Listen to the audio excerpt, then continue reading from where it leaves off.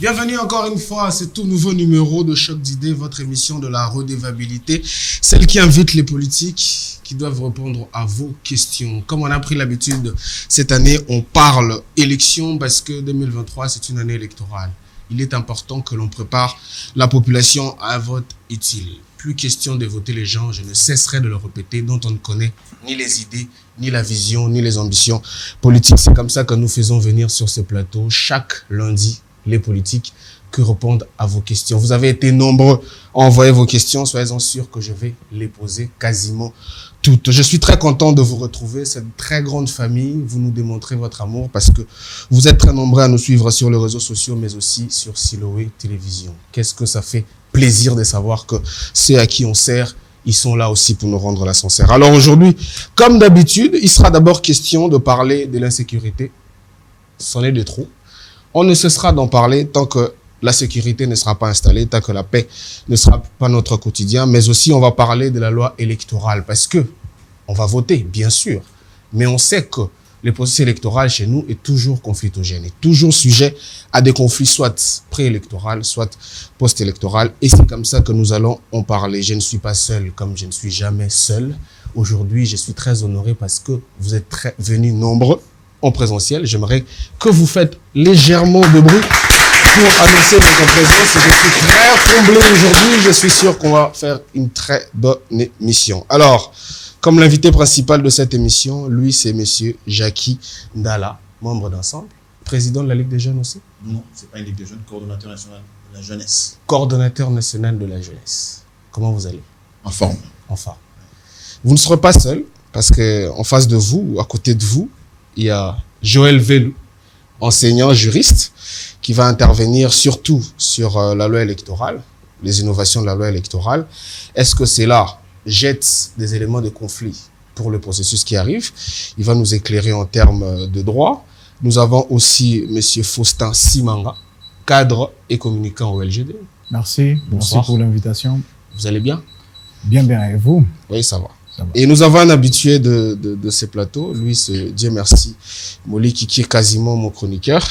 Lui aussi, il va intervenir. Alors, comme je le disais, on va parler sécurité, on va parler processus électoral. Tout le monde aura la parole, soyez-en sûrs aujourd'hui. Faites-moi juste signe, je poserai très peu de questions possibles pour vous laisser le temps de parler tous. Alors, monsieur Jackie Ndala, d'abord, une question d'introduction. Vous, aujourd'hui, est-ce qu'on peut encore vous appeler jeune aujourd'hui? Ben oui. Vous êtes jeune? Ouais. Parce que je considère que la jeunesse, c'est un mental. Voilà. C'est pas un âge. Non, c'est pas l'âge. Est-ce que vous vous sentez à l'aise aujourd'hui avec la carrière que vous avez eue? Parce que vous avez commencé la télévision il y a très longtemps. Aujourd'hui, vous êtes en politique. Avec la carrière que vous avez eue, d'être coordonnateur de la jeunesse dans un parti comme Ensemble, où j'imagine que 60% des gens sont jeunes. Tout à fait, je me sens à l'aise parce que vous savez, au-delà du fait que ce n'est pas au niveau de l'âge, c'est au niveau des responsabilités. Comme vous avez dit d'ailleurs dans votre mot, que la majorité, évidemment, 60-70% des cadres d'Ensemble sont jeunes. Donc je suis fier de diriger, même lui-même, le président Moïse Katumbi, qui est notre... lui-même, il fait partie de la jeunesse, donc je suis son coordonnateur. Déjà, de par cet aspect des choses, j'en suis tellement fier. Et aussi, il faut rappeler que diriger la jeunesse, c'est une classe sociale très, très sensible. Elle est émotive, elle est active. Alors, il faut vraiment savoir comment, quand et quoi dire devant cette classe de notre société. Et je crois que jusque-là, on s'en sort un tout petit peu bien. Ce n'est pas caricatural aujourd'hui, parce qu'aujourd'hui, les ligues de jeunes et les coordinations de la jeunesse, c'est généralement les gens qu'on met pour mobiliser les membres à faire du bruit dans la rue. Vous n'êtes pas dans cette caricature-là? Déjà par la dénomination. Parce qu'on vous voit énormément sur terrain. Vous êtes vraiment mobilisateur. Non seulement pas parce que je suis au niveau de la jeunesse, mais parce que je suis déjà moi-même militant. Oui. Je me comporte comme tel. Je suis militant de mon parti. Vous n'êtes pas cadre. Non, je suis cadre, mais je crois qu'en tant que coordinateur de la jeunesse, je dois avoir cette capacité de me transformer de temps en temps en militant pour pour être exemplaire. Voilà. Je crois que je dois être au front, je dois communiquer, je dois discuter pour que les jeunes que je dirige ne disent pas, mais franchement, lui-même il me demande de faire ça, mais comment il le fait pas? Donc je préfère que je le fasse bien et qu'ils disent, bon, le gars il le fait, pourquoi pas nous? Donc je crois que c'est dans ce sens-là. Raison pour laquelle d'ailleurs chez nous, ce n'est pas la ligue de jeunes. Ouais. Chez nous, c'est la coordination de la jeunesse. Et dans les dictionnaires, la jeunesse, c'est de 7 à 77 ans. Donc même le président y est inclus. Très. Alors, avant de faire de la politique, vous avez déjà été une personnalité publique. Vous avez fait de la télévision. On a l'habitude de l'appeler chez nous ici MC. Vous avez été animateur culturel à succès. Merci. Mais comment ça s'est passé? Qu'est-ce qui s'est passé pour que vous passiez d'une télévision culturelle à un engagement politique? C'était quoi le déclic? Non, déjà, je crois qu'il faut faire la part des choses. Faut pas mélanger les choses. Ma carrière la télévision, pour moi, c'est une carrière. Ouais. Donc voilà, j'ai commencé. Que vous ne faites plus. C'est ma profession, je ne fais plus. Ouais.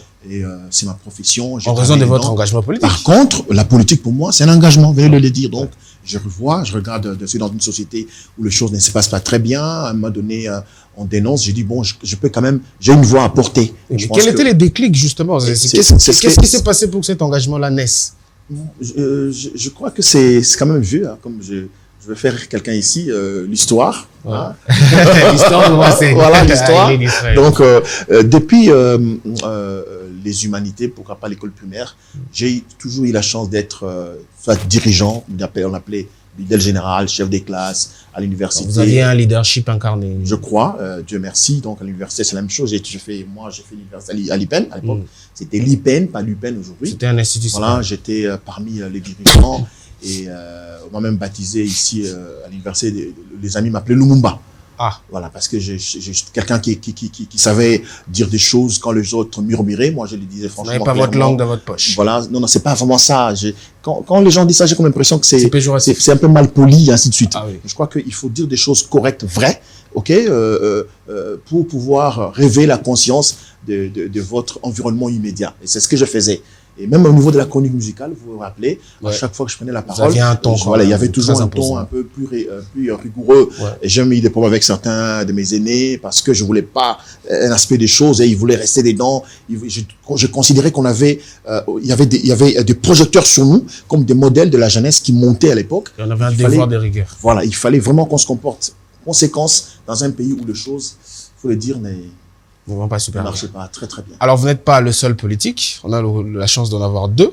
Faustin Simon, comme je disais, vous êtes cadre LGD, vous êtes communicant. Effectivement. Vous occupez quelle fonction dans le parti? Est-ce que vous êtes aujourd'hui, comment on appelle ça, dans le bureau politique ou vous êtes dans le corps fédéral? Vous savez, il faut se détacher de la posture ou des positions. Je suis membre du parti, cadre du parti. Je pense que pour ce soir, il faut s'arrêter là. Vous savez, au-delà de ce qu'on est en train de porter, nous, au LGD, on prend le leadership et la gouvernance de qualité. Le leadership n'attend pas une veste, le leadership s'exprime. Il ne faut pas porter une veste et s'attacher à cette veste-là pour dire je suis de tel côté, je suis ceci. Ça, on a vu nos aînés le faire, en politique, j'allais dire, le faire, mais aujourd'hui, il faut qu'on se détache des vestes qui pèsent très lourd.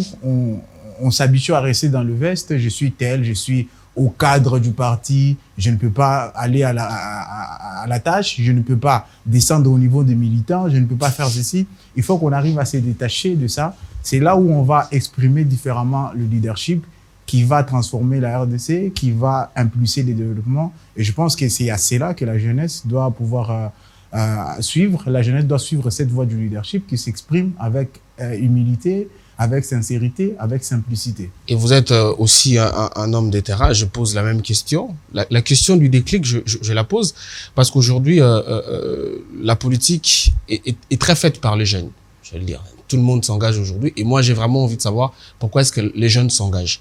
Autrefois, on se connaît, vous étiez un peu dans l'ombre. Qu'est-ce qui s'est passé pour que voilà, vous assumez aujourd'hui cet engagement-là? Et pourquoi le choix du LGD, justement? Mais vous savez, la jeunesse a toujours été engagée en politique au Congo. Ouais. Lumumba, à l'époque, il était jeune. Sauf que ça se fait pendant les périodes, évidemment. Mais effectivement. Ouais. Aujourd'hui, on est en train de transiter vers un autre Congo. Si vous comprenez, il y a toute une génération qui est partie. Arrive, ouais. Il y a une génération de nos pères d'indépendance qui est déjà quasiment partie.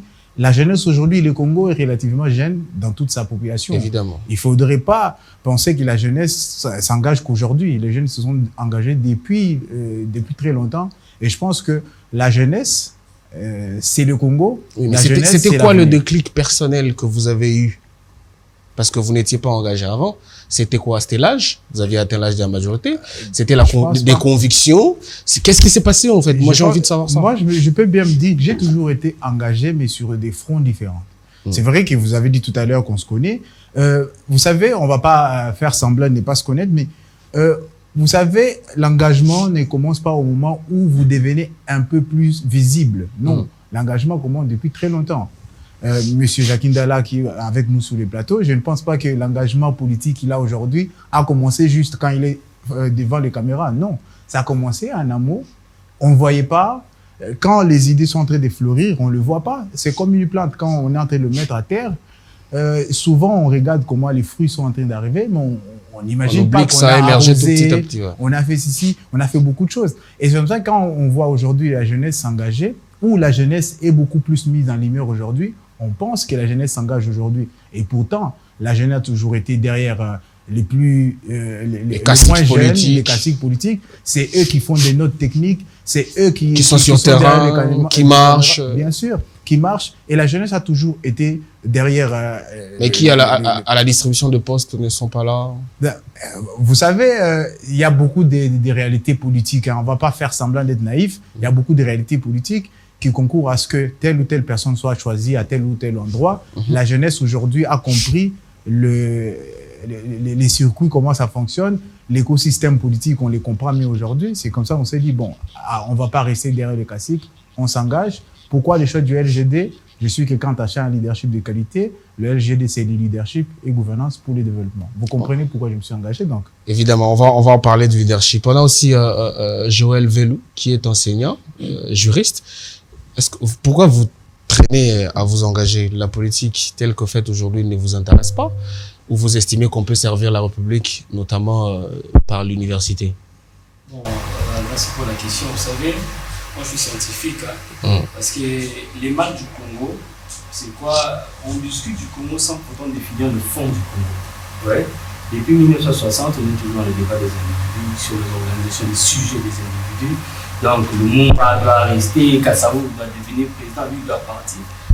Vous pensez que la politique, ça sert à ça? Non, je vais arriver. Ouais, c'est une conception, parce que moi, je n'ai pas de couleur politique. Donc, la problématique qu'on laisse, c'est sur les sujets, non pas sur les fonds. Ouais?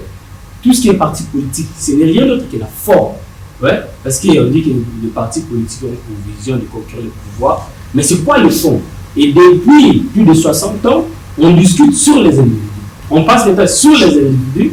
Et je me dis, si on doit changer ce Congo, on doit d'abord avoir un fond. Ouais. Le Congo, excusez-moi de donner cet exemple, c'est comparable à quelqu'un qui se présente à l'arrêt, qui n'a pas de destination, mais qui choisit d'avoir des véhicules. Il y a l'IST, non, je ne prends pas la moto, je ne prends pas. Tu vas où? Je ne sais pas. Non, on fait d'abord des débats sur les déplacements, mais la destination n'est pas pour nous. Et moi, je me dis qu'il est grand temps de définir d'abord la destination du Congo, et puis on va utiliser, on va avoir l'image de moins qu'on peut emprunter pour y arriver. Et de ce fait, la conception politique aujourd'hui ne répond pas vraiment, ne répond pas à la problématique, aux aspirations.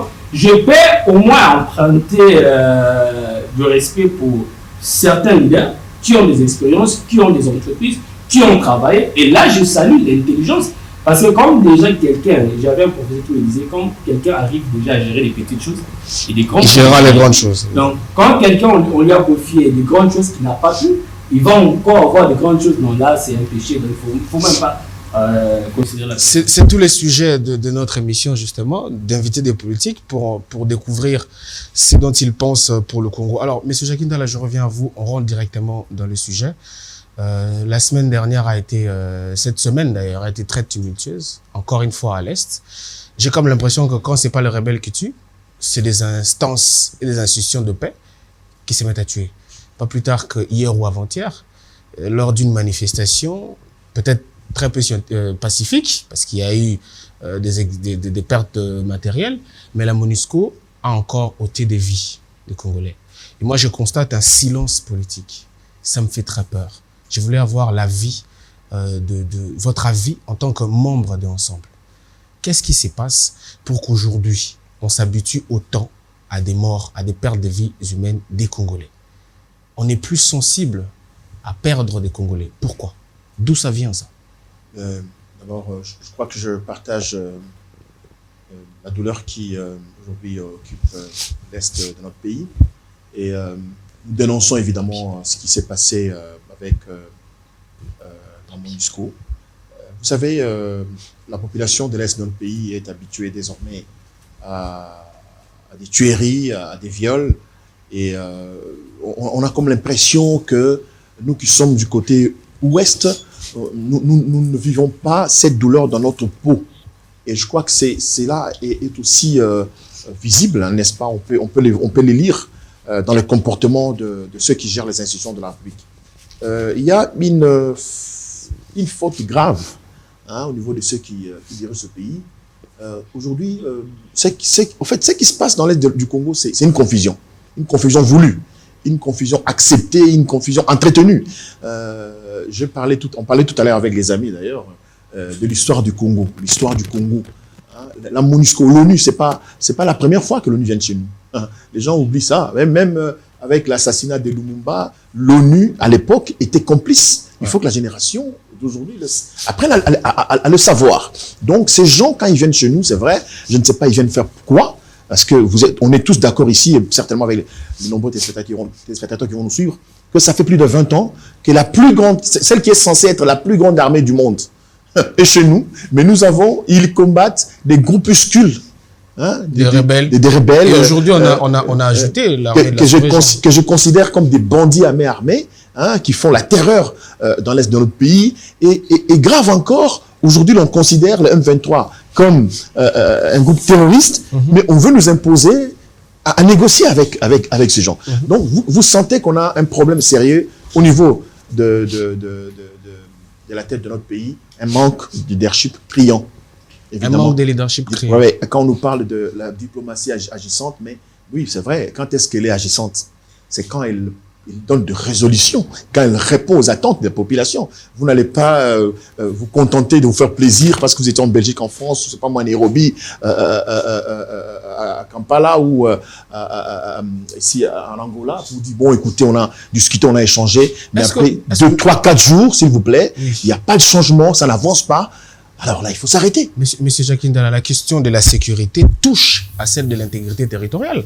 Est-ce que c'est en ces termes-là, c'est en ces propos-là, en s'opposant, en étant contradictoires les uns avec les autres, qu'on va vraiment arriver à une réflexion? Parce que de toute façon, que le président ait échoué aujourd'hui, c'est les Congolais qui les subissent. Les Congolais, quelques-uns qui sont membres de votre mouvement politique.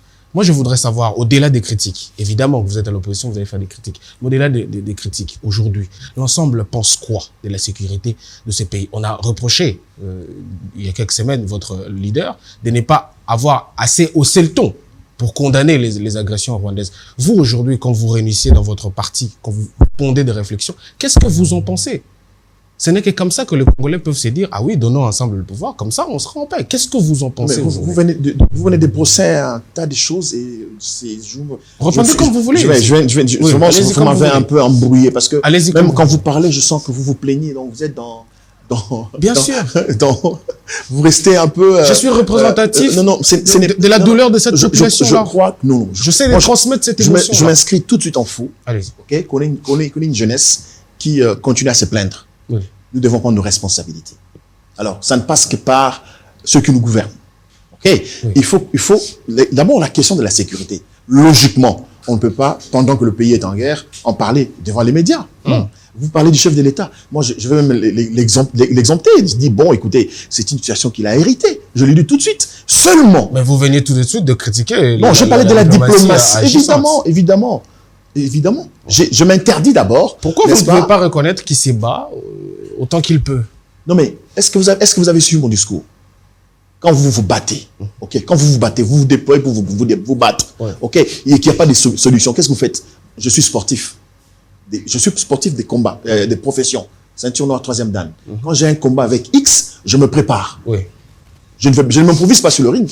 Je ne m'improvise pas. Je me prépare et je me donne même une certaine discipline. Je mange pas ça pendant telle période, je bois pas ça pendant telle période, je ne peux pas faire ça, tel comportement pendant cette période, et je vais droit, n'est-ce pas, sur le ring pour pouvoir me battre.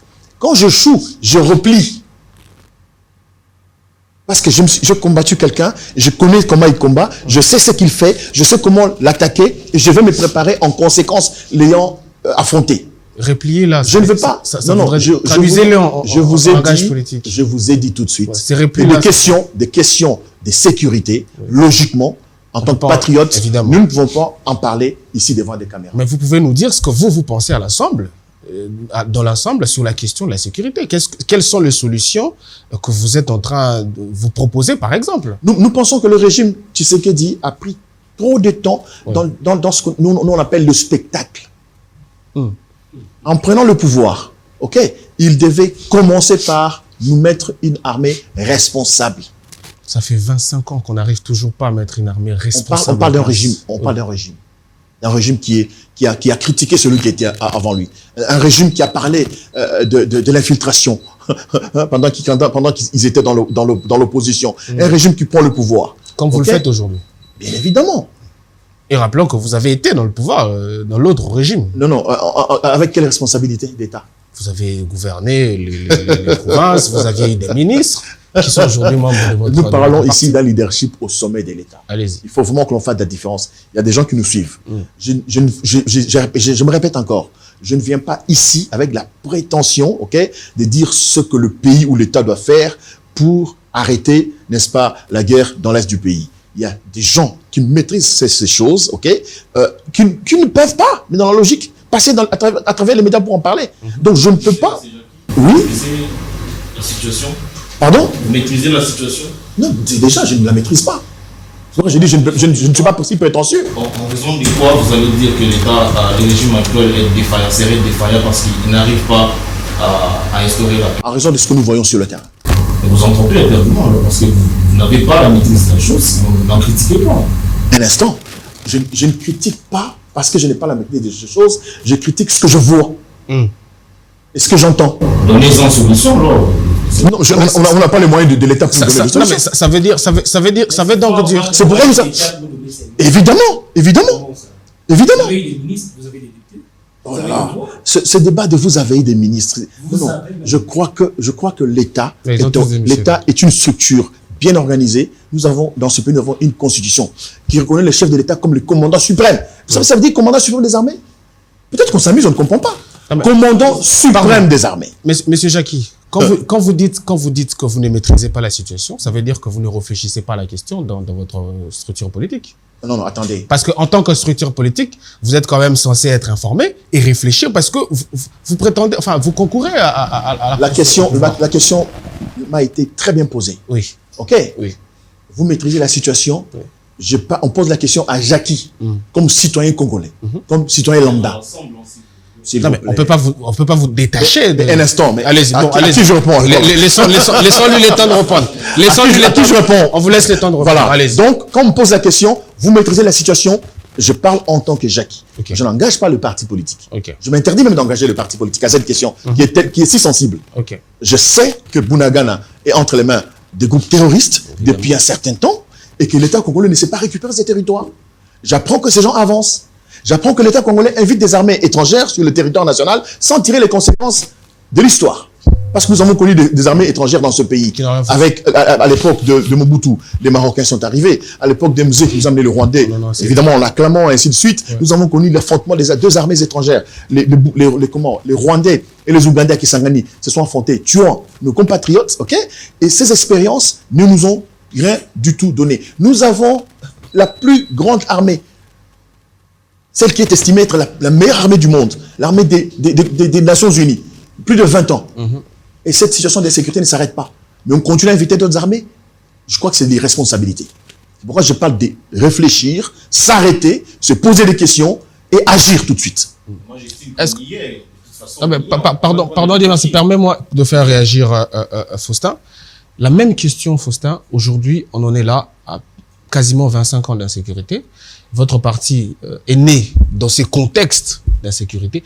Est-ce que dans votre parti, la question de l'insécurité du Congo, de l'intégrité territoriale, est une colonne vertébrale dans vos réflexions? Et si vous y pensez, quels sont les éléments de vos pensées? Moi, j'ai envie de les savoir et les gens qui nous suivent, j'espère, ont envie de savoir. Aujourd'hui, une personnalité engagée en politique est concernée par la question de l'Est. La preuve, on en parle aujourd'hui sur le plateau.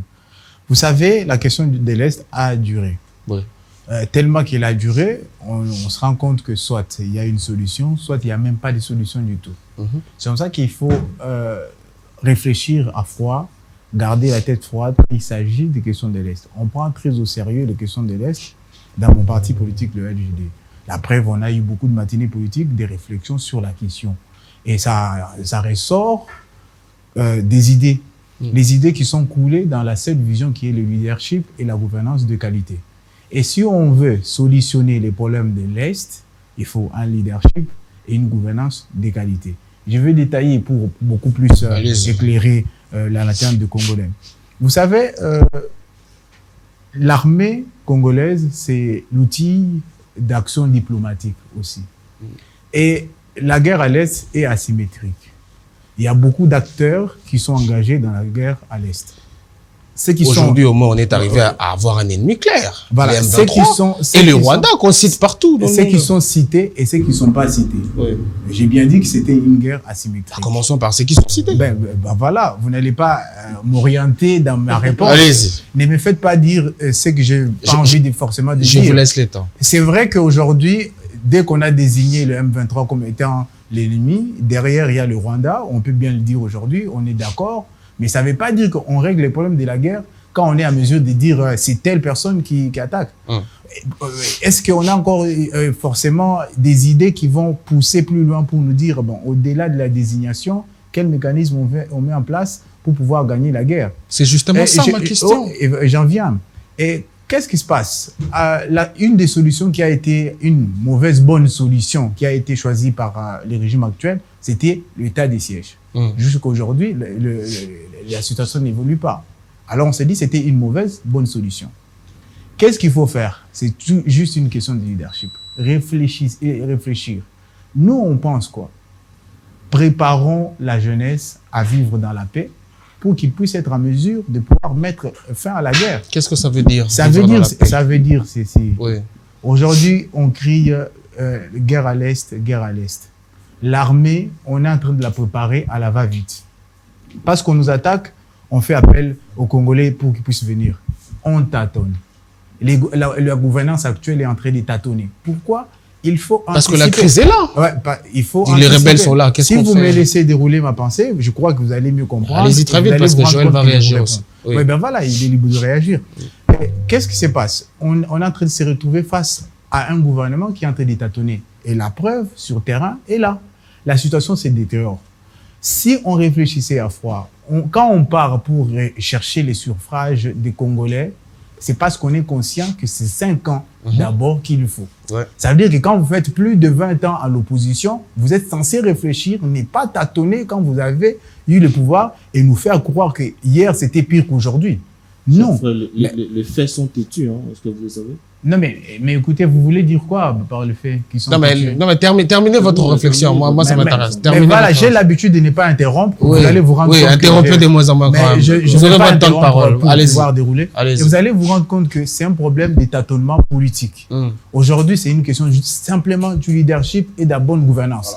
S'il y avait une bonne gouvernance dans la province, les grandes provinces de l'Est, on n'allait pas avoir des problèmes de sécurité. Ce n'est pas un peu facile aujourd'hui de prétendre à la mauvaise gouvernance. Ça fait 25 ans.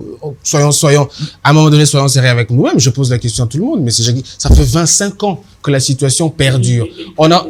Allez-y. Oui. J'avais pas fini mes propos. Oui, mais bon. Vous aurez un autre tour de parole. Il y a l'État congolais. On doit bien réfléchir. On doit être sérieux. Vous savez, nous, les Congolais, on est champions. J'espère que vous ne dites pas qu'on n'est pas sérieux en parlant. On est champions dans les discours. Les mots qui n'ont pas de sens. Ouais. Les leadership n'ont pas de sens. Vous m'avez interrompu tout à l'heure. Je vous remets l'ascenseur. Je donne encore l'image de figure parce que je suis enseignant, j'aime toujours donner des images. Vous restez pédagogique. Exactement. Les Congolais toujours comprennent à ces véhicules-là où il y a plusieurs chauffeurs qui n'ont pas de destination, mais tout le monde veut conduire. Ah, d'où il a raison, il faut un leadership. Attendez, je vais arriver. Tout le monde veut conduire. Et avant de conduire, il faut apprendre. Il faut apprendre le Congo. Pourquoi on a été colonisé? Parce qu'on a des religions. Le Congo a été au pas de tous les développements de l'humanité. On ne va jamais nous laisser tranquilles. Qui ne le sait pas?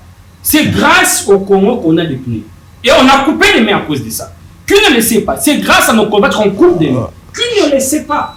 Mais s'il vous plaît, à un moment on doit se mettre d'accord que c'est le Congo qu'on veut. Mais qu'est-ce qu'il faut faire pour protéger ces Non, Congos? mais pourquoi est-ce que depuis 25 ans, on n'arrive pas à se mettre parce que- d'accord? Non, parce que... Qu'est-ce qui parce bloque? qu'on a chassé l'homme blanc. Excusez-moi de dire l'homme blanc, parce que l'homme blanc, je ne veux pas dire la qualification. On a chassé les bêtes sans pourtant détruire le système. C'est ça le Ah non, péché. le problème, c'est les systèmes. Les systèmes. Les systèmes, c'est quoi? Le Congo, avec ses enjeux actuels, les richesses du Congo, je ne vais pas emprunter le mot leadership, on doit se convenir de ce qu'on doit donner comme image du Congo. Au final, ça sera une question de leadership. Attends, J'ai bien peur. Monsieur, non, pas de leadership. Non, mais il a dit autrement, il a dit. Mais sauf que vous ne J'ai voulez bien pas. peur que vous dites voulez la pas même chose. l'aborder en face. Non, on doit être courageux. Les gens nous suivent, il faut être pédagogue. Tout à fait. Et le Congo est quoi? Le Congo, c'est un pays qui est dirigé. Ne soyez pas assez Le peuple prétentieux pour congolais penser n'est pas que organisé. ceux qui nous suivent ne savent pas qu'est-ce qu'il vaut dire le Congo. Parce qu'il y Soyez a modeste, monsieur. il y a des intellectuels notamment qui nous suivent. Je n'aimerais pas parler de votre parti ici qui a pratiquement des mandats. Ils ont eu. Vous êtes enseignant. Mais oui, moi je n'aimerais pas parler de ces bilans négatifs. Leur parti vient de naître il n'y a pas longtemps.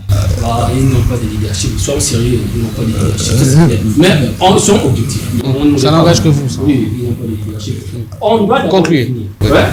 Si vous voulez la sécurité du Congo, la sécurité au Congo, c'est deux enjeux. C'est la police et l'armée. Si vous voyez les policiers congolais, vous vous rendez compte que vous êtes en insécurité. C'est clair, c'est l'image fidèle. Si vous voulez voir l'insécurité à Kinshasa, ici au niveau interne, la police c'est quoi? La police c'est l'État. Si le président de la République prend des décisions, qui les exécute? C'est la police. Si au niveau de la justice, les juges prennent, qui les exécute? Mais regardez l'image qu'on donne à la police. Et quand ces décisions ne sont pas exécutées? Oui, attendez, je vais arriver. Regardez l'image. Il faut vous dire, on est à la télévision. Et là, Le temps, Ouais, les temps.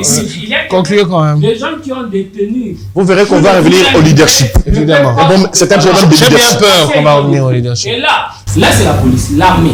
Vous voulez que les territoires congolais, on puisse protéger l'intégrité du territoire congolais. Mais dès que vous êtes Dans le dans notre militaire. camp, vous vous rendez compte pourquoi on est occupé. Voilà. Et ce qu'il faut faire, je vais chuter par là. Chut en tout cas, parce que... Plus de 20 ans, on doit avoir une intelligence de guerre. On n'a pas. On peut lire, il y a une génération qui écrit l'art de la guerre. On peut lire, on doit s'inspirer. La guerre du Congo doit être au cœur des enjeux de notre pays. Voilà. On ne Mais- peut pas avoir des discours leadership, patati, non, mais patata. merci, Vous merci, avez eu à je définir sens- un budget, non, mais- vous n'avez pas soigné ces Non, mais gens. je- Et vous ne pouvez même pas s'en Mais c'est un problème de leadership. Permettez-moi. Permettez-moi. Non, mais permettez-moi. Je Mais c'est le chauffeur. Qui va conduire? Attendez. C'est le chauffeur. Permettez-moi de contrôler. Permettez-moi. Pardon. Pas de débat parallèle, s'il vous plaît. Je voulais faire réagir. À écouter Joël Vellou, maître Joël Vellou. L'État n'existe pas. Ça veut dire qu'il est en train de décrire là donc la descente aux enfers. Absence de leadership au sommet de l'État. Oui, l'absence de leadership au Il sommet veut de pas- l'État. Mais moi, je veux vraiment, avant de passer à un autre sujet, je veux qu'on leur réponde à la question du pourquoi la guerre à l'Est dure. Pourquoi est-ce que ça fait 25 ans que nous nous faisons attaquer, que nous nous faisons agresser, que nos territoires sont possédés et qu'on a l'impression qu'il n'y a pas de solution. Tout de suite là, j'ai posé la question aux dés politiques de savoir ce que vous pensez dans vos partis politiques. Mais bon, j'imagine que vous n'avez pas encore donné la réponse. Réagissez à la question. Pourquoi est-ce que la guerre au Congo perdure? Est-ce parce que nous avons des richesses?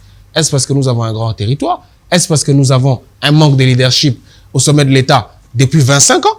Qu'est-ce qui se passe? Quelle est la raison exactement? À première vue, c'est une question difficile Mm. pour répondre. Il faudra réfléchir.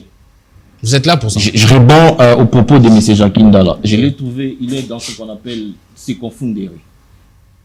Quoi? Qu'est-ce que ça veut dire? Dans ce qu'on appelle se confondre. En fait, vous confondez parfois. Ah, ok. Ah. Parce que Elie vous a posé la question de savoir quelle portée qu'il y a dans votre groupement politique ou dans votre parti Parti politique. politique. S'agissant de la question de l'Est, vous avez dit, vous compatissez avec le peuple meurtri, mais en même temps vous dites, vous dédouanez, vous dites que c'est une question sensible dont on ne peut pas parler à la télé. Répétez la question, s'il vous plaît. C'était quoi sa Il question? vous a posé la question de savoir c'est quoi votre opinion par rapport à la situation de l'Est. C'est pas la question. Non. La question, s'il vous plaît. La question, c'était c'est quoi l'opinion par rapport à la sécurité. Alors, Et je dis humblement, je n'ai pas... S'il vous plaît, s'il vous plaît. Nous parlons français. Oui. Dans chaque mot, il y a une nuance. La situation de l'Est, et quand c'est autre chose que... Je peux aborder la situation de l'Est parlant de la situation humanitaire. Ouais. Je compatis. Mais quand on parle de la sécurité, s'il vous plaît, monsieur, c'est une question sensible.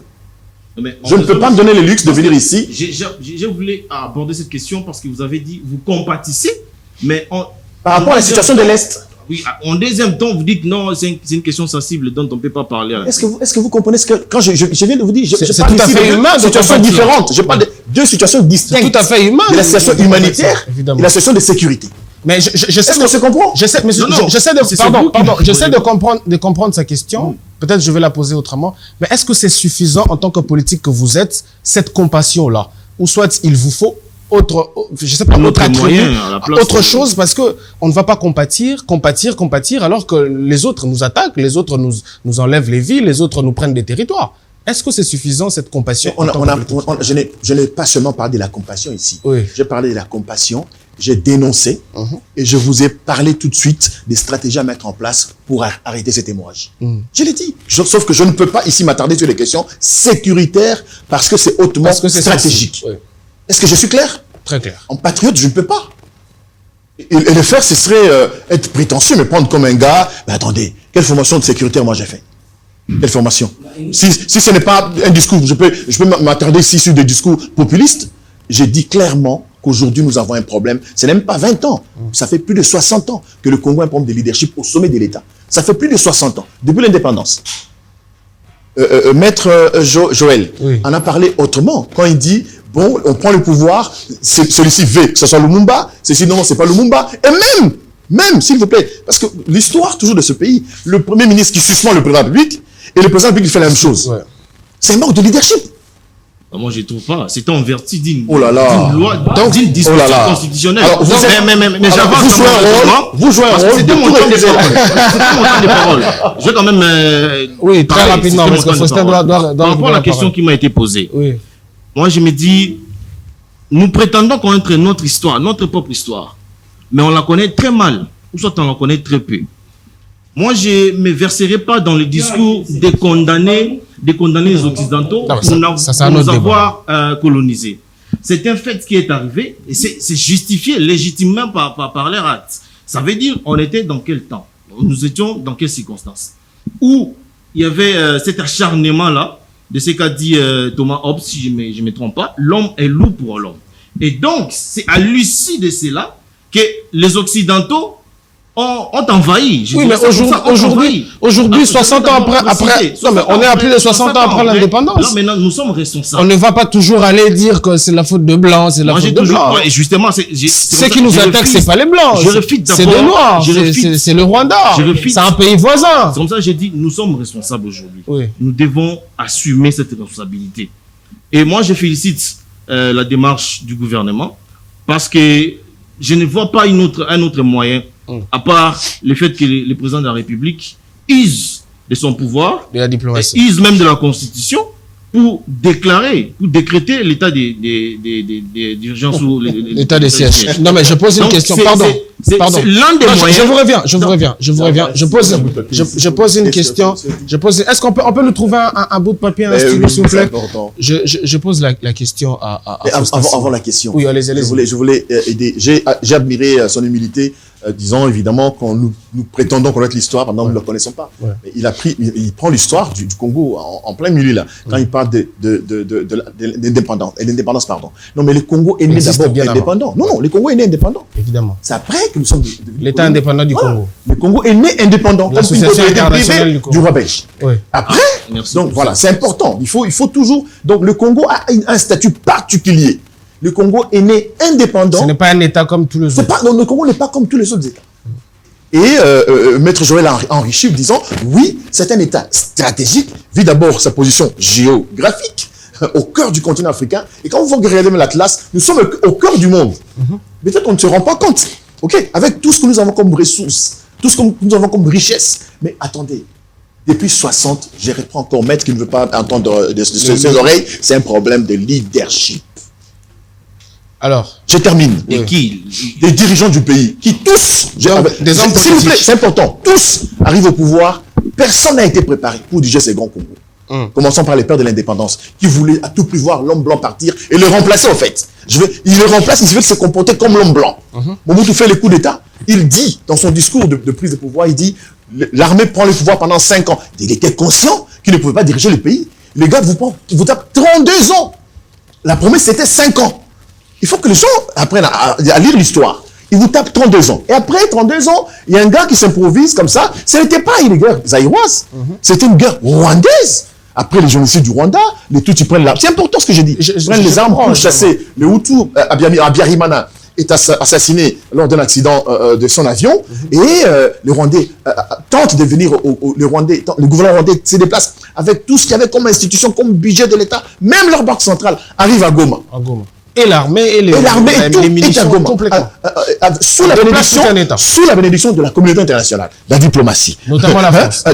S'il vous plaît, c'est important, s'il vous plaît, donnez-moi 2 minutes. Non, mais allez-y. Je finis. Je parle parce que j'ai une question. Je parle des manques de leadership. Oui. Ok. Et Mouzé, qui en Tanzanie, je ne sais pas où il faisait ses affaires, c'était un businessman. Quand le Rwandais disent bon, on va chasser Mobutu, parler sur Kinshasa, mais vous êtes Bizimakara, regardez, vous êtes Rwandais. Ces gars-là ne vont pas accepter. Cherchez un Congolais. On va prendre Mouzé pour l'imposer. Qui ne sait même pas que sera un président un jour. Non, il devient leader par devient leader par improvisation. Il arrive, même son comportement. Il faut en parler, c'est important. Non, mais pardon, vous allez réagir. S'il vous plaît. Pardon, vous allez réagir parce que... Bon, Mouzé, il dit quelque chose. Ok, pardon, maître, excusez-moi, c'est très passionnant ces moments de récapitulation de l'histoire, mais moi j'ai une question. Non, vous n'aurez pas dû m'interrompre, c'est important. Il dit Mouzé était terminé en 30 secondes. Avec quelle armée? Terminé en 30 secondes. Avec quelle armée? Pour dire qu'il avait déjà cette ambition. Est-ce que vous savez ça veut dire Maki? Il était avec quelle armée et où précisément? S'il vous plaît, je vous pose la question. Mouzé était en Maki avec quelle armée? Et dans quel coin du territoire national? Dire que Mouzé, on l'a improvisé, non. S'il vous plaît, il sait. Parce qu'il avait ses ambitions. Est-ce que je peux terminer ce que je fais? Allez-y.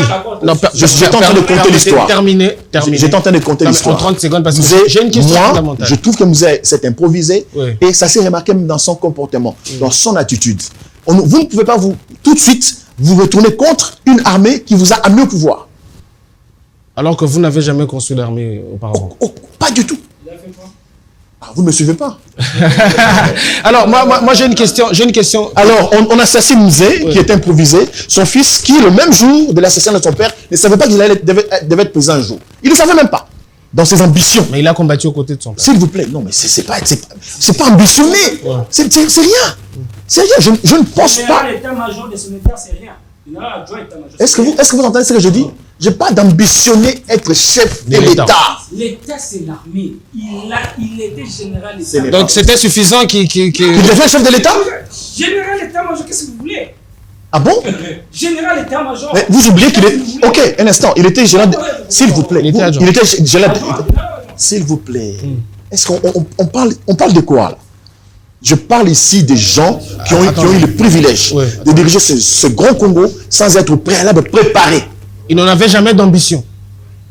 Est-ce qu'on se comprend? Oui, allez-y. Quand vous dites qu'il était général d'état-major, mais vous savez qu'il y avait un chef d'état-major qui pouvait ambitionner mieux que lui. Oui. Non, mais finissez votre page d'histoire parce que c'est donc le gars prend le pouvoir. C'est pas la chute. Les gars prend le pouvoir par magie. Voilà, on se retrouve là avec une assemblée nationale montée de toutes pièces qui vote. J'ai salué encore Père Sonam Tchalamouana que je revois encore dedans. Il est président de la République.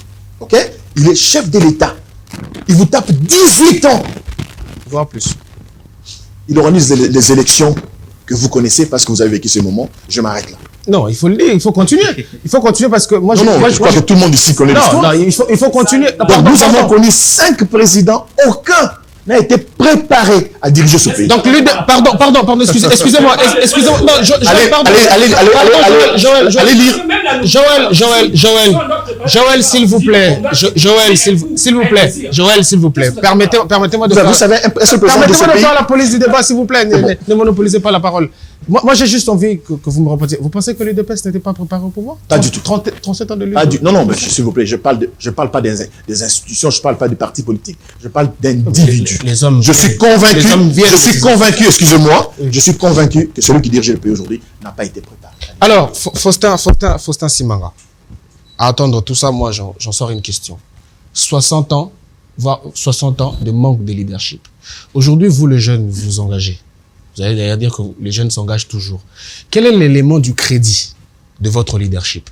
Parce que si on a 60 ans, le Lumumba y compris, sans leadership pour impulser un changement, comment on peut dire que vous, aujourd'hui, vous avez un leadership qui peut amener un changement?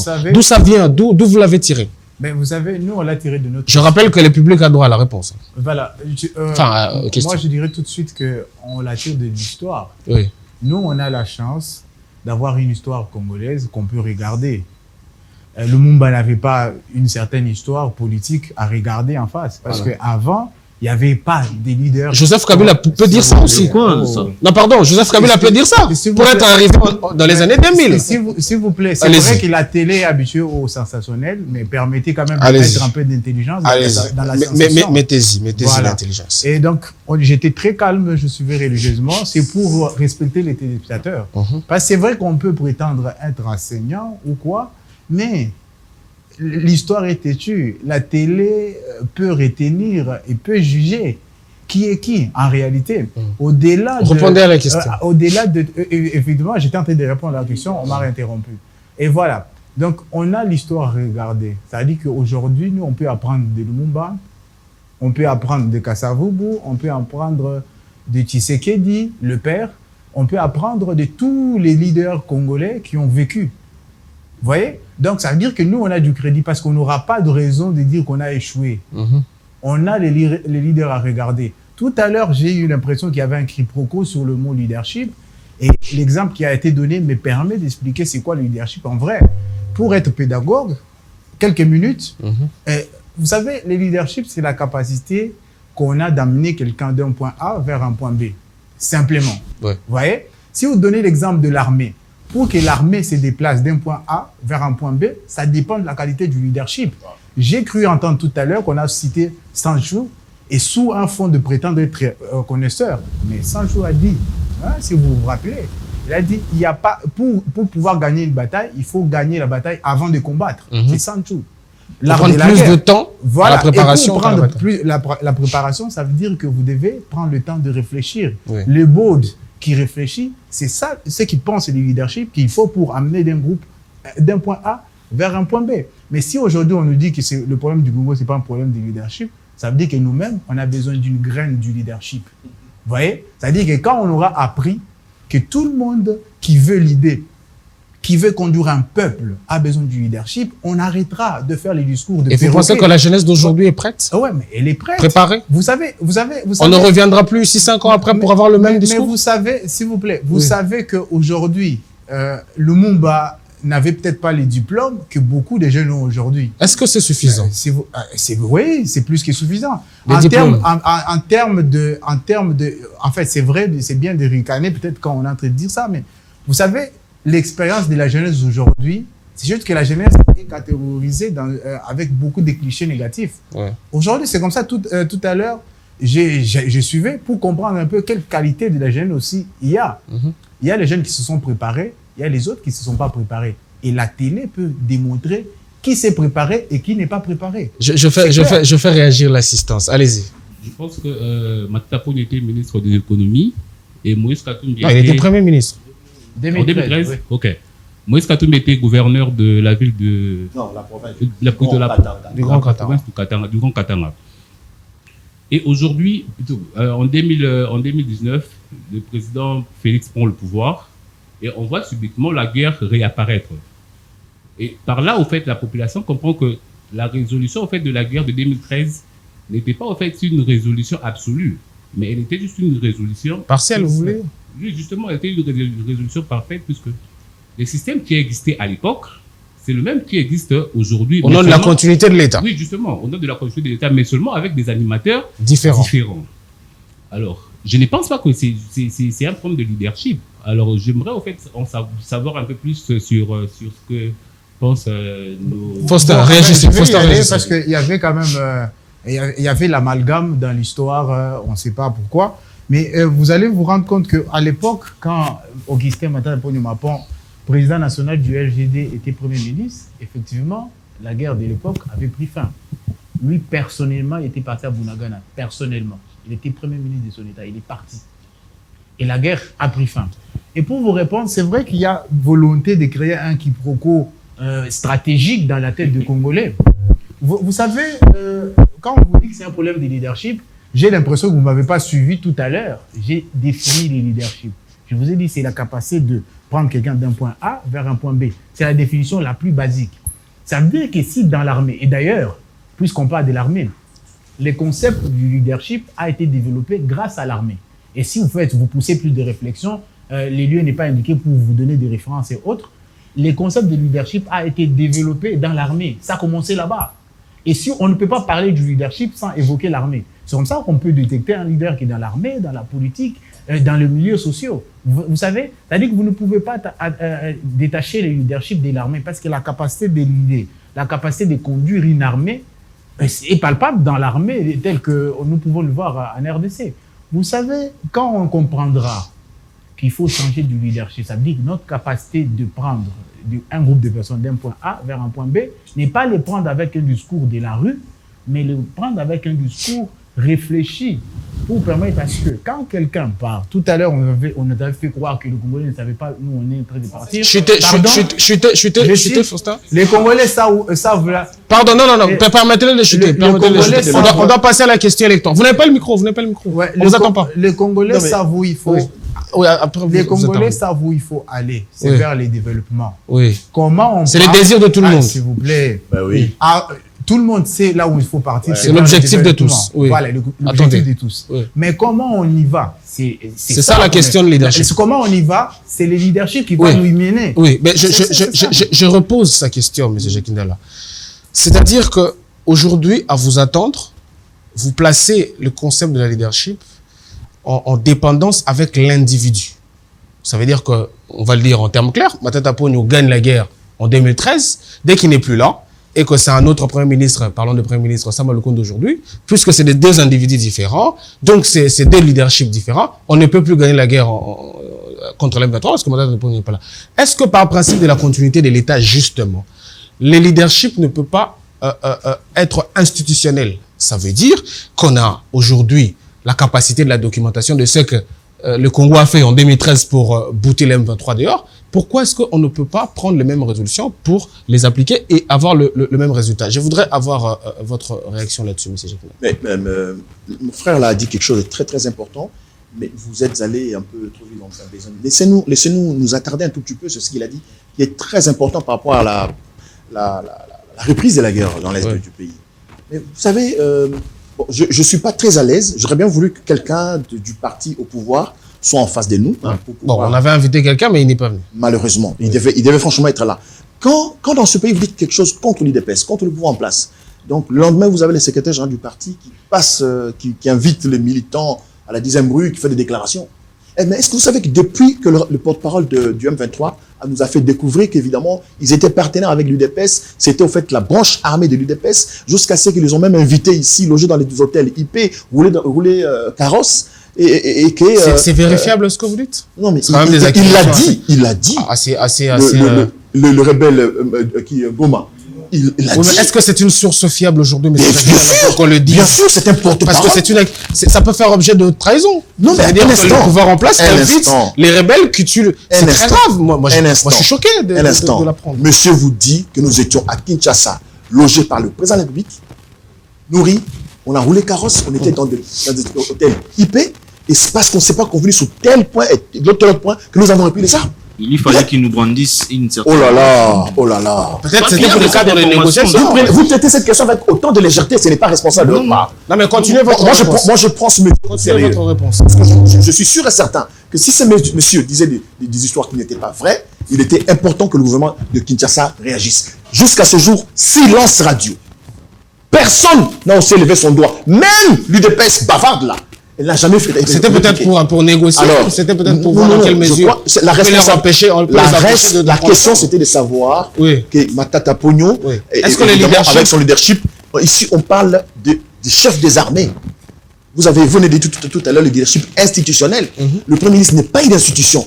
C'est le président de la République qui se trouve être une institution et commandant suprême des armées. Donc, mettez Matata à côté, mettez Samuel Konde à côté, parlons plutôt de Kabila Joseph et de Tshisekedi Antoine. Donc, Tshisekedi ne sait pas recourir aux méthodes utilisées par Kabila pour mettre D'abord, comment vous m'expliquez ça? D'abord, c'est lui le commandant suprême des armées. Oui. Okay? Quand on dit ici qu'il y a un problème de leadership au sommet de l'État, vous ne nous prenez pas au sérieux. Commencez par nous prendre au sérieux. Il y a un sérieux problème du leadership au sommet de l'État. Moi, j'ai juste peur que ça dure depuis 60 ans. Bien évidemment, mais ça dure 60 ans. Mais nous devons prendre conscience. C'est là qu'on vous dit que nous devons prendre conscience. Si je peux intervenir, vous savez... Oui. On va prendre 2 questions et puis ça sera la fin. La problématique la plus majeure au Congo, on s'attaque aux conséquences, mais on ne s'attaque pas à la cause. Ouais. C'est ça la problématique. Prenez le micro. Prenez le micro, Baladé. Prenez le micro. Maître, je prends le micro. Oui, continuez. Je disais, la vraie problématique de notre pays, c'est quoi? On s'attaque aux conséquences, on ne s'attaque pas à la cause. Ouais. Leadership comme vous voulez, les individus comme vous voulez. Déjà qu'ici... Pourquoi ça vous dérange le leadership? Attendez, quand on doit discuter, on passe trop de temps à discuter sur les individus, sur leurs idées, tout ça. La problématique, s'il vous plaît... Vous voulez qu'on parle de quoi? Non, attendez. La problématique... Non, je suis en train d'écrire. Vous voulez qu'on parle de quoi, s'il vous plaît? Pour moi, expliquer un pays plus de 100 millions d'habitants, un petit pays comme le Rwanda, moins de 100 millions d'habitants, on nous maltraite plus de 20 ans. On ne sait pas quoi faire. On vous dit que c'est un bon de leadership? Ah, oui, non, je vais arriver. Moi, je m'attaque d'abord, je pose d'abord la problématique. La problématique, c'est quoi? On n'a pas le fond de ce Congo. Ouais. Si on veut construire une maison... C'est quoi le fond de ce Congo? Si on veut construire une maison... Maître, vous êtes superficiel. Non, et c'est dangereux dans on est à la télévision. Vous confondez l'auditoire... Vous avez parlé... Non, vous confondez l'auditoire, vous avez quoi? Une heure, une maison sans schéma. C'est quoi le schéma, justement? Et c'est ça qui nous montre jusqu'au Congo. Mais donnez-nous le schéma. On n'a pas un plan du Congo. Oui. Et quand Katumbi et tant d'autres, Matata, Félix et Kabila, ils n'ont pas proposé un plan de ce Congo. Le Congo n'a pas un plan. Et tout le monde veut diriger le Congo. Tout le monde veut se comporter comme des mensonges, mais on ne sait pas qu'est-ce qu'on veut construire. Raison pour laquelle la politique des divisés, ou chercher certains individus, non, leadership, tout ça, je vous le concède. Mais on doit d'abord se mettre d'accord. Qu'est-ce que vous appelez plan? Attendez, on doit se mettre d'accord. On doit s'unir, le Congolais. On doit enlever nos... Dans quel cadre? Comment ça va se faire? Non, mais... Il faut dialoguer. Comment ça va se faire? L'histoire nous renseigne qu'il y a dans certains pays, le peuple s'est mis d'accord autour d'une table pour discuter sur des enjeux. C'est vrai que chez nous, ici, on a déjà fait. Moi, je veux un élément matériel. Ça sera quoi, la révision constitutionnelle? Même la constitution. Maître, ce pays a déjà tout connu. Ce que je vous dis, je crois que mon frère... on n'a jamais eu un plan. S'il vous plaît, oh là là, attendez, s'il vous plaît, vous parlez ici. Ne parlez pas tous en même temps. Le Congo, on est la conférence nationale souveraine. Sinon, vous êtes en train de parler de conseiller les Congolais. Les Aïrois, ça n'a jamais marché. Et c'est qui les auteurs de la conférence? Mais c'est un problème de leadership. C'est qui les parents? Monsieur Foster, réagissez en attendant. Maître, passez le micro. Il y a une question derrière. Il y a une question derrière. Monsieur Foster, réagissez. Les rebelles, c'était des groupes. Maître Joël. Ils étaient des servants pour d'autres servants. Maître Joël. C'est une servitude. S'il vous plaît. S'il vous plaît, Maître Joël. Il peut pas, s'il vous plaît. Il ne peut pas céder le micro sans nous dire c'est quoi les plans. Non, il va le dire. On va revenir à lui. Il va le dire. S'il vous plaît. Je pense que au risque de m'éterniser dans la pédagogie, parce que c'est très important et j'ai pitié de certains étudiants quelque part en ce moment. Allez, soyez courtois, restons courtois. Restons courtois. C'est vrai que c'est choc d'idées, mais restons courtois. Voilà, c'est choc d'idées. Il faut avoir pitié du Congo. Il va prendre son problème. Maître Joël, calmez-vous, Maître Joël. On fait tout évoquer, mais pas Maître Joël, Maître Joël. C'est l'exemple, c'est les non, Maître Joël, on individualise pas les... Maître Joël, vous n'avez pas de micro. Vous n'avez pas de micro. Sérieux. Ah oui. À un moment, on est sérieux. Les gens qui ont joué témoins n'ont pas droit encore à l'opportunité. C'est vous qui nous avez interdit d'individualiser les débats. Il a été Premier ministre. Il parle d'individu là. Non, oui. Il insiste même. Non, là, je parle de Laissez M. Faustin réagir. C'est le seul Congolais qui a On a pris tout le temps. Je dois d'ailleurs des avancées l'émission. On a pris tout le temps. C'est le seul Congolais qui a Maître Joël. Maître Joël. Allez-y, réagissez. On a pris tout le temps sur un seul sujet. Vous savez, C'est sensible. je réitère encore mes propos. Oui. J'ai pitié des serviteurs. Restons courtois. On est très courtois. Allez-y. Ouais, j'ai On est pitié. tous victimes. Non, pardon. Joël, vous n'avez pas le micro. Mais en fait, ces chocs d'idées, les idées veulent une certaine hauteur. Moi, je veux que vous répondiez à ma question. Est-ce que le leadership est spécialement attaché à l'individu ou on peut aussi rattacher le leadership à des institutions?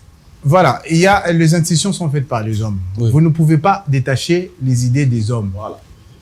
Vous savez, on peut faire semblant d'être dans un nuage, ne pas vivre au Congo et commencer à sortir les diatribes comme ça. Vous savez, les idées ont besoin d'avoir un contenu. Oui. Et le premier contenu des idées, c'est l'homme. C'est l'homme. L'homme produit les idées et les idées partent en choc pour rencontrer d'autres individus. Et dans puis les produire chocs la des lumière. idées, et produire la lumière. Évidemment. Et la lumière que les idées ont produit jusqu'ici, auquel nous sommes accrochés, c'est les leaderships. Les leaderships ou les concepts du leadership n'est pas né d'aujourd'hui. Si vous regardez, et moi je considère, je suis chrétien, on est dans une chaîne chrétienne, Oui. je vais les réaffirmer encore que je suis chrétien, on est dans une chaîne chrétienne. Vous savez, le plus grand leader que le monde a connu, c'est Jésus. Si vous n'êtes pas d'accord, dites-moi. Je suis d'accord. Ben voilà, c'est-à-dire que la personne qui a pu influencer, il a Autant de monde. autant de monde, c'est lui. Bien sûr. Il a converti des fermiers, il a converti des pêcheurs en pêcheurs d'hommes. Vous comprenez que c'est juste une question de leadership. Il a exercé la capacité à leader les hommes et les donner les outils qui vont permettre à influencer le monde. C'est ça qu'on veut pour le Congo. Et ces personnes-là, quand ils vont naître, quand je parle de naître... Ils vont naître d'où? Non, mais laissez-moi finir. Quand Ne ils doivent-ils pas naître de l'université, de l'école, Non, de mais l'éducation? Bien évidemment. Faut-il compter sur les efforts de... Bien évidemment. Quand je parle de naître, ne pensez pas c'est la natalité à 0 année. Non. C'est naître dans la nouvelle intelligence, un peu comme à l'église. Ah, donc dans ces Voyez, cas-là... s'il vous plaît. Pardon, dans ces cas-là, ce n'est pas le système politique qui a échoué, c'est le système éducatif alors? Non. C'est un problème de leadership. Parce que ce qui conduit l'école, c'est le leadership. Ce qui conduit l'armée, c'est le leadership. Ce qui conduit l'État, voilà. c'est le leadership. On va Et les idées conclure, on va prendre c'est une les idées de bonne gouvernance, de la liberté, de la qualité. C'est ça le contenu du leadership. Et si on ne veut pas l'entendre et on veut sortir des diatribes, je suis désolé, j'ai pitié des étudiants. Non, vous n'avez pas le micro, Je voulais compléter juste en deux, trois mots ce qu'il a dit tout à l'heure concernant le leadership. Moi, je suis jamais d'accord avec ceux qui disent vous vous attardez à faire les débats sur les individus que sur les idées. Non, mais mes frères et sœurs, on ne peut pas s'attarder sur les idées parce que les idées là, elles sont incarnées par des individus. Évidemment. Je reviendrai à une question là-dessus. Allez-y. Ok, merci pour la parole en fait. Vous vous présentez et puis vous... Ok, je suis Eli Liwanda, je suis ingénieur agronome. Je pose ma question, avant de poser ma question, je vais réagir par rapport au propos de M. Jakindala. Je pense que vous venez de dire, en amont, vous venez de dire que le président le président Félix Antoine Tshisekedi a hérité bel et bien la guerre. C'est-à-dire que tous les conflits, tout ce qu'on est en train de vivre maintenant, a commencé il y a longtemps. Voilà, il a juste hérité cette question. Alors moi, je me dis, pourquoi vous les condamnez s'il invite, par exemple, la communication, l'équipe de la communication de M23, justement, pour parler de cette cause. Je me dis, c'est vraiment, je trouve pas vraiment la raison de la condamnation. Qui pousse à condamner. Je peux noter comme ça, on prend... Ma question, c'est... Je pose la question à M. Jackie et à M. Faustin. C'est par rapport au discours du chef de l'État. Le chef de l'État avait fait un discours où il a appelé tout le monde autour de lui pour la question de réfléchir justement à la question de la sécurité à l'Est. Comment vous avez reçu ce message en fait? Vous avez reçu ce message comment et puis pourquoi? Comment vous avez réagi en fait par rapport à cette question. Passez le micro, on va prendre une autre question rapidement. Passez le micro. Comme ça, vous notez, vous allez répondre et puis on va conclure. Ok, merci pour la parole. Allez-y. Mais mon frère, vous n'allez pas noter. Il a une mémoire d'éléphant. Oh, c'est formidable. Je suis Gilles Mata, licencié en économie monétaire. Oui. Alors, je vais poser la question à M. Jacques Ndala et puis Monsieur Faustin. M. Faustin. M. Jacques Ndala a dit la République démocratique du Congo a connu 5 présidents qui n'ont jamais été préparés. Oui. Alors, ma question est la suivante. Pensez-vous vraiment qu'ensemble, pour la République, à des hommes préparés qui peuvent prendre la tête du pays? C'est ça la première question. Et la deuxième question, je pose à M. Faustin. Tous nous avons connu Matata Pogno, voire même la façon dont il a géré. Et pensez-vous vraiment LGD peuvent nous faire croire qu'aujourd'hui, ces partis peuvent diriger la République autrement? Bon, réagissez, répondez à la question et puis on va prendre notre question. Est-ce qu'ensemble pour la République? Non, il y a la première question. Il y a la première question de Eli. Permettez-moi. Eli Mbanda, vous dites pourquoi on condamne les chefs de l'État pour une situation qu'il a héritée. Mais mon frère, on a parlé tout à l'heure de leadership, on a parlé de la préparation, c'est-à-dire quelqu'un qui est préparé à assumer ses ambitions. Je pense que quand l'UDPS, dans l'opposition, toute cette situation-là, la guerre, la situation de guerre, l'UDPS l'a maîtrisée, l'a connue, Tshisekedi prend l'option, n'est-ce pas, de briguer la candidature à Majesté suprême comme candidat président de l'UDPS, Il savait qu'il y avait la guerre. Pourquoi nous les condamnons? Quand vous venez au pouvoir, vous ne venez pas pour pleurnicher. Vous ne venez pas pleurnicher. C'est-à-dire, vous arrivez, il y a des situations que vous connaissez, des situations plurielles, auxquelles vous devez apporter des solutions et des solutions durables. Espérons qu'Ensemble fait ça. Dans le temps et dans l'espace. Et c'est pourquoi on ne le condamne pas. C'est pourquoi nous le critiquons. Nous critiquons sa gestion de cette situation qui est devenue catastrophique. La Constitution, les législateurs réunis décident qu'on peut décréter l'état d'urgence que pour 15 jours. Ça veut dire que pour des autorités responsables, dans 15 jours, solution serait trouvée entre nous. Mais quand vous allez au-delà, combien de prolongations on a connues?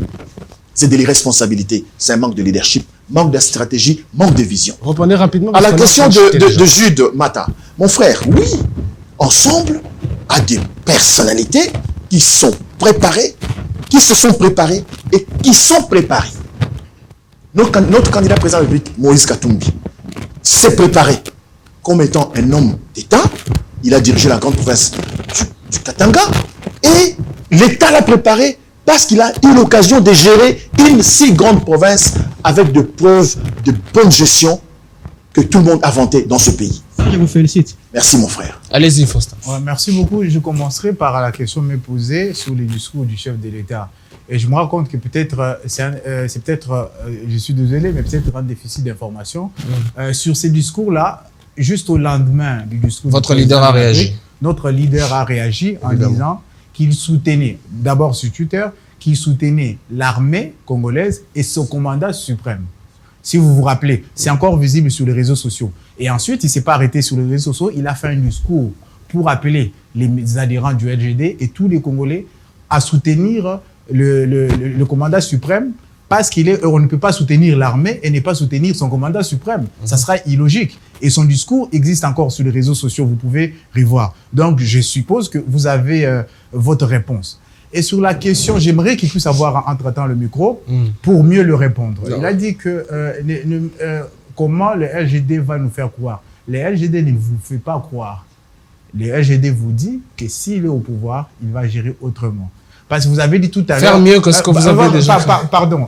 C'est comme ça que je voulais qu'il puisse avoir le micro. Oui. Non, mais interagissez avec moi. Moi, je vais relayer sa question. Bien sûr. Oui. Quand il dit qu'il connaît la gestion de Matata Pogno, j'aimerais, si vous pouvez transférer la question, j'aimerais qu'il nous dise qu'est-ce que lui connaît de la gestion de Matata Pogno. Je vais achever ma réponse. Non, mais il y a eu la bancarisation, voilà. Il y a eu tout ça. Il y a eu... On va mettre aussi Boukangalon dans votre actif, apparemment. S'il vous plaît, je profite de ça pour poser la question. Vous savez où se trouve Boukangalonzo?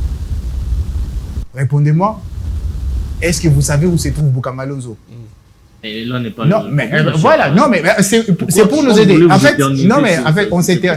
Non, mais en fait, c'est pas vous qui j'y réponds. Allez-y, allez-y, on est en train de chuter. On est en train de chuter. Évitez les Je débats. constate avec son silence qu'il a consenti qu'il ne sait pas là où se trouve Boukangalonzo. Mais c'est en RDC. Mais il prétend savoir les dossiers Boukangalonzo. Mais c'est en RDC. Désolé, mais s'il vous plaît, il y a eu beaucoup des erreurs et beaucoup de mauvaises communications autour de cette affaire.